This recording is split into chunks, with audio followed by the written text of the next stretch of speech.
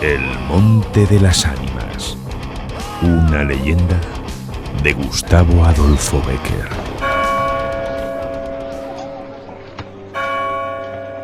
La noche de difuntos me despertó a no sé qué hora el doble de las campanas.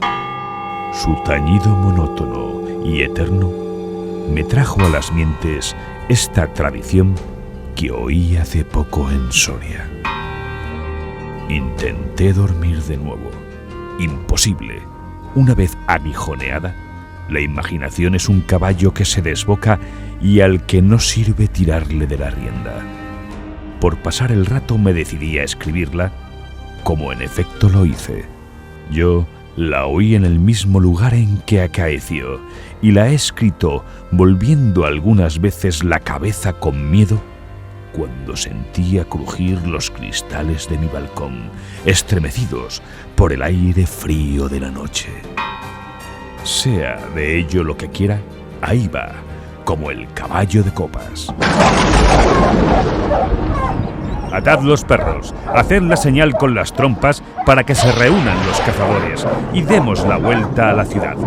La noche se acerca, es día de Todos los Santos y estamos en el Monte de las Ánimas. ¿Tan pronto? A ser otro día, no dejara yo de concluir con ese rebaño de lobos que las nieves del Moncayo han arrojado de sus madrigueras, pero hoy es imposible. Dentro de poco sonará la oración en los templarios y las ánimas de los difuntos comenzarán a tañer su campana en la capilla del monte. ¿Esa capilla ruinosa? Bah, ¿quieres asustarme? No, hermosa prima. Tú ignoras cuánto sucede en este país, porque aún no hace un año que has venido a él desde muy lejos. Refrena tu yegua. Yo también pondré la mía al paso, y mientras dure el camino, te contaré esa historia. Los pajes se reunieron en alegres y bulliciosos grupos. Los condes de Borges y Alcudiel montaron en sus magníficos caballos y todos juntos siguieron a sus hijos, Beatriz y Alonso, que precedían la comitiva a bastante distancia. Mientras duraba el camino, Alonso narró en estos términos la prometida historia. Ese monte, que hoy llaman de las Ánimas, pertenecía a los templarios, cuyo convento ves allí, al margen del río. Los templarios eran guerreros y religiosos a la vez. Conquistada Soria a los árabes, el rey los hizo venir de lejanas tierras para defender la ciudad por parte del puente, haciendo en ello notable agravio a sus nobles de Castilla, que así hubieran solo sabido defenderla como solos la conquistaron. Entre los caballeros de la nueva y poderosa orden y los hidalgos de la ciudad fermentó por algunos años y estalló al fin un odio profundo. Los primeros tenían acotado ese monte donde reservaban caza abundante para satisfacer sus necesidades y contribuir así a sus placeres. Los segundos determinaron organizar una gran batida en el coto, a pesar de las severas prohibiciones de los clérigos con espuelas, como así llamaban a sus enemigos. Cundió la voz del reto, y nada fue parte a detener a los unos en su manía de cazar y a los otros en su empeño de estorbarlo. La proyectada expedición se llevó a cabo. No se acordaron de ella las fieras, antes la tendrían presente tantas madres como arrastraron sendos lutos por sus hijos. Aquello no fue una cacería, fue una batalla espantosa.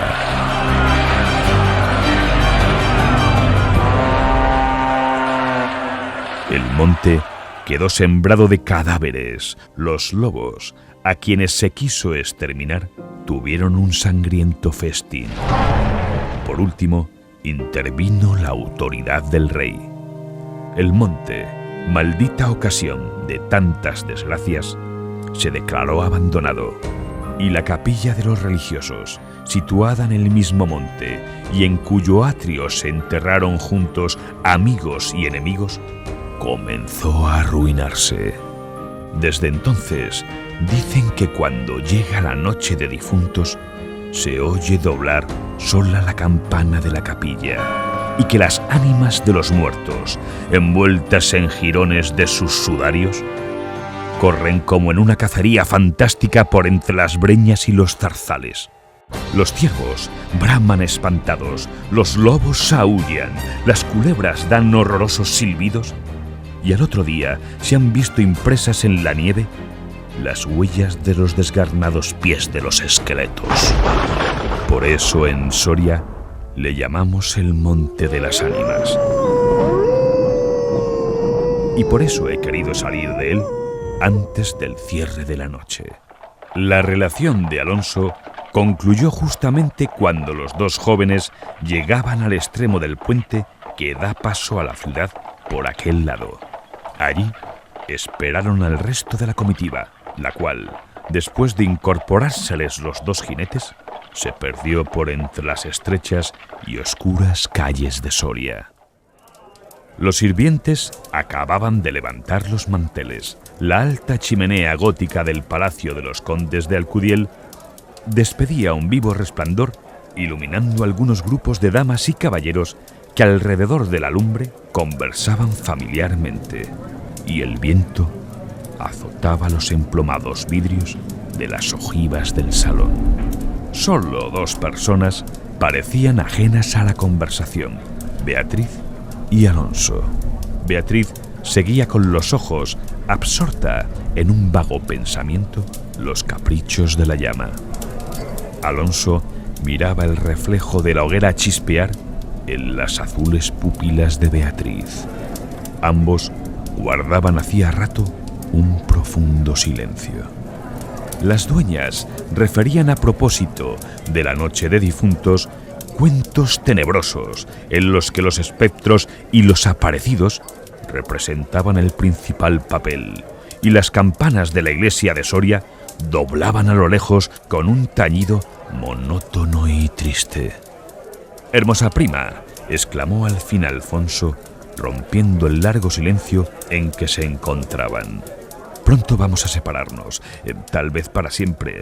Las áridas llanuras de Castilla, sus costumbres toscas y guerreras, sus hábitos sencillos y patriarcales, sé que no te gustan. Te he oído suspirar varias veces, acaso por algún galán de tu lejano señorío». Beatriz hizo un gesto de fría indiferencia. Todo un carácter de mujer se reveló en aquella desdeñosa contracción de sus delgados labios. «Tal vez por la pompa de la corte francesa, donde hasta aquí has vivido», se apresuró a añadir el joven. «De un modo u otro, presiento que no tardaré en perderte. Al separarnos, quisiera que llevases una memoria mía. ¿Te acuerdas cuando fuimos al templo a dar gracias a Dios por haberte devuelto la salud que viniste a buscar a esta tierra? El joyel que sujetaba la pluma de mi gorra cautivó tu atención. ¡Qué hermoso! Estaría sujetando un velo sobre tu oscura cabellera. Ya aprendido del de una desposada, mi padre se lo regaló a la que me dio el ser y ella lo llevó al altar. ¿Lo quieres?» «No sé en el tuyo», contestó la hermosa, «pero en mi país una prenda recibida compromete una voluntad. Solo en un día de ceremonia debe aceptarse un presente de manos de un deudo, que aún puede ir a Roma sin volver con las manos vacías». El acento helado con que Beatriz pronunció estas palabras turbó un momento al joven, que después de serenarse dijo con tristeza: «Lo sé, prima, pero hoy se celebran todos los santos y el tuyo ante todos. Hoy es día de ceremonias y presentes. ¿Quieres aceptar el mío?» Beatriz se mordió ligeramente los labios y extendió la mano para tomar la joya sin añadir una palabra. Los dos jóvenes volvieron a quedarse en silencio y volvióse a oír la cascada voz de las viejas que hablaban de brujas y de trasgos, y el zumbido del aire que hacía crujir los vidrios de las ojivas, y el triste monótono doblar de las campanas. Al cabo de unos minutos, el interrumpido diálogo tornó a anudarse de este modo. «Y antes de que concluya el día de todos los santos, en que así como el tuyo se celebra el mío, y puedes, sin atar tu voluntad, dejarme un recuerdo, ¿no lo harás?», dijo él, clavando una mirada en la de su prima, que brilló como un relámpago, iluminada por un pensamiento diabólico. «¿Por qué no?», exclamó ésta, llevándose la mano al hombro derecho, como para buscar alguna cosa entre las pliegues de su ancha manga de terciopelo bordado de oro. Después, con una infantil expresión de sentimiento, añadió: «¿Te acuerdas de la banda azul que llevé hoy a la cacería? Y que por no sé qué emblema de su color me dijiste que era la divisa de tu alma». «Sí». «Pues se ha perdido y pensaba esta dejártela como un recuerdo». «¿Se ha perdido? ¿Y dónde?», preguntó Alonso, incorporándose de su asiento y con una indescriptible expresión de temor y esperanza. «No sé, ¿en el monte acaso? ¿En el monte de las ánimas?», murmuró palideciendo y dejándose caer sobre el sitial. «En el monte de las ánimas». Luego prosiguió con voz entrecortada y sorda: «Tú lo sabes, porque lo habrás oído 1000 veces. En mi ciudad, en toda Castilla, me llaman el rey de los cazadores, no habiendo aún podido probar mis fuerzas en los combates como mis ascendentes.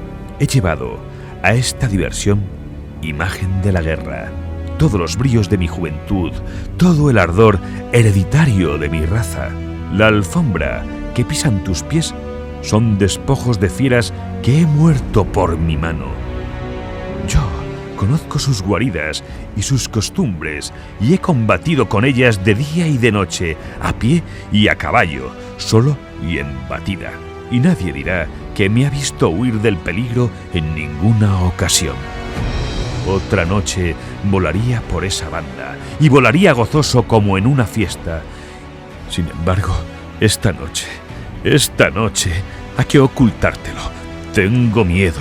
¿Oyes? Las campanas doblan, la oración ha sonado en San Juan del Duero, las ánimas del monte comenzarán ahora a levantar sus amarillentos cráneos de entre las malezas que cubren sus fosas, las ánimas cuya sola vista pueden helar de horror la sangre del más valiente, tornar sus cabellos blancos o arrebatarle en el torbellino de su fantástica carrera como una hoja que arrastra el viento sin que se sepa a dónde».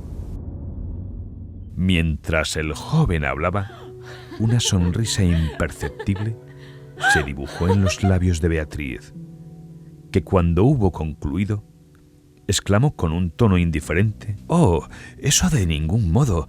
¡Qué locura! Ir ahora al monte por semejante friolera. Una noche tan oscura, noche de difuntos, y cuajado el camino de lobos».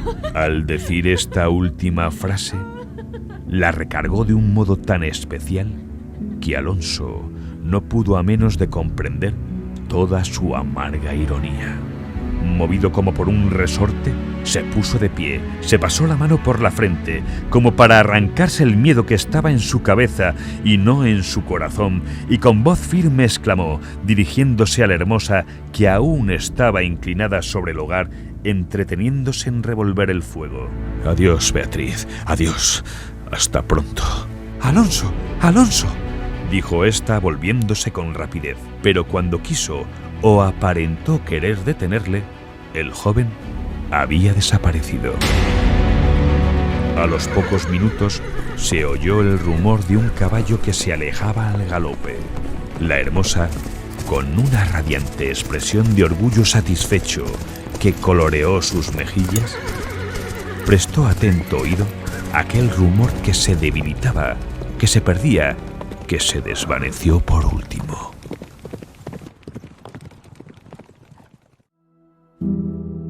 Había pasado 1 hora, 2, 3. La medianoche estaba a punto de sonar y Beatriz se retiró a su oratorio. Alonso no volvía, cuando en menos de 1 hora pudiera haberlo hecho. «Habrá tenido miedo», exclamó la joven, cerrando su libro de oraciones y encaminándose a su lecho, después de haber intentado inútilmente murmurar alguno de los rezos que la Iglesia consagra en el Día de Difuntos a los que ya no existen. Después de haber apagado la lámpara y cruzado las dobles cortinas de seda, se durmió con un sueño inquieto, ligero, nervioso. Las 12 sonaron en el reloj del postigo. Beatriz oyó entre sueños las vibraciones de la campana, lentas, sordas, tristísimas, y entreabrió los ojos. Creía haber oído a un par de ellas pronunciar su nombre. Beatriz, Beatriz. Pero lejos, muy lejos, y por una voz ahogada y doliente. Beatriz. El viento gemía en los vidrios de la ventana. «Será el viento», dijo, y poniéndose la mano sobre el corazón, procuró tranquilizarse. Pero su corazón latía cada vez con más violencia. Las puertas habían crujido sobre sus goznes, con un chirrido agudo, prolongado y estridente. Primero unas, y luego las otras más cercanas. Todas las puertas que daban paso a su habitación iban sonando por su orden. Estas con un ruido sordo y grave, aquellas con un lamento largo y crispador. Después, silencio. Un silencio lleno de rumores extraños. El silencio de la medianoche. Con un murmullo monótono de agua distante, lejanos ladridos de perros, voces confusas, palabras ininteligibles, ecos de pasos que van y vienen, crujir de ropas que se arrastran, suspiros que se ahogan, respiraciones fatigosas que casi se sienten, estremecimientos involuntarios que anuncian la presencia de algo que no se ve y cuya aproximación se nota, no obstante, en la oscuridad. Beatriz, inmóvil, temblorosa, adelantó la cabeza afuera de las cortinillas y escuchó un momento. Oía 1000 ruidos diversos. Se pasaba la mano por la frente. Tornaba a escuchar. Nada. Silencio. Veía con esa fluorescencia de la pupila en las crisis nerviosas, como bultos que se movían en todas direcciones, y cuando dilatándolas las fijaba en un punto, nada. Oscuridad. Las sombras impenetrables. ¡Bah!, exclamó volviendo a recostar su hermosa cabeza sobre la almohada de raso azul del lecho. ¿Soy yo tan miedosa como esas pobres gentes cuyo corazón palpita de terror bajo una armadura al oír una conseja de aparecidos? Y cerrando los ojos, intentó dormir, pero en vano había hecho un esfuerzo sobre sí misma. Pronto volvió a incorporarse más pálida, más inquieta, más aterrada. Ya no era una ilusión.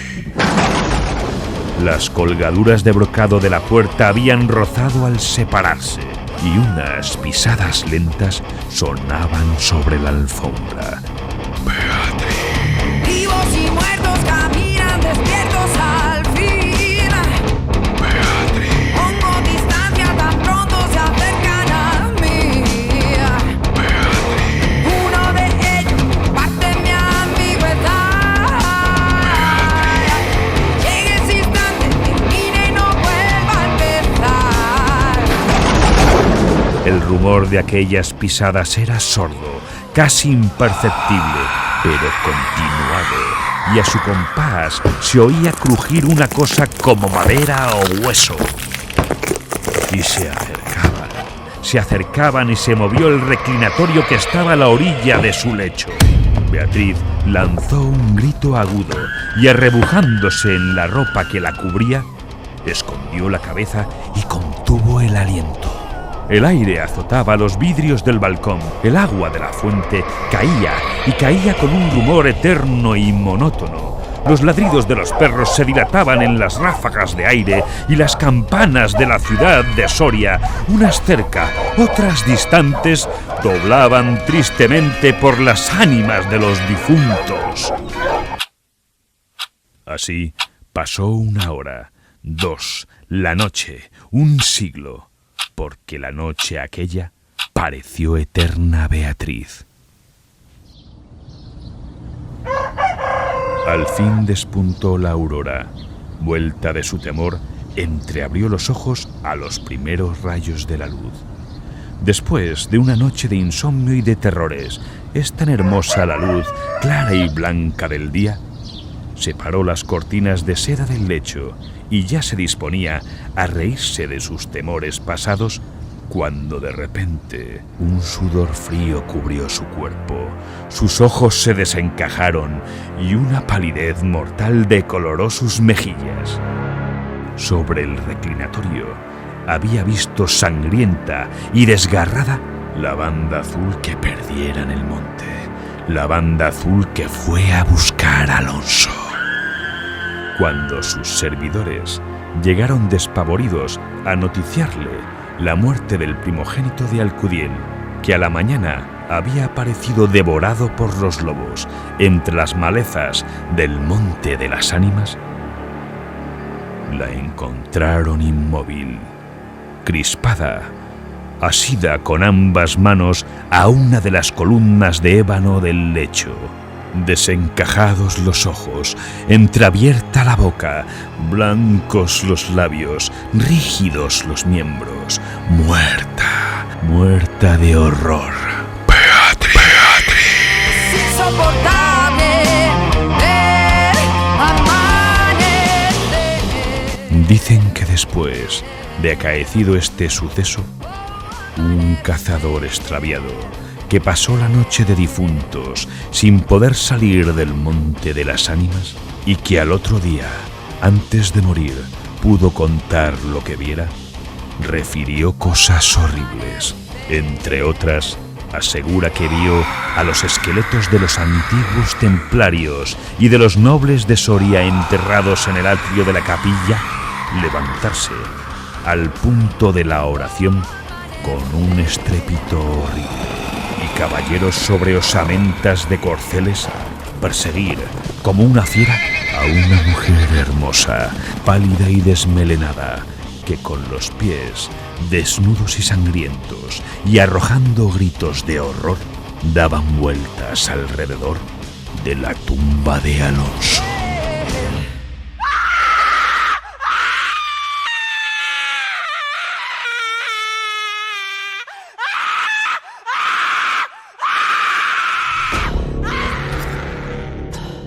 Has escuchado Relatos Decapitados.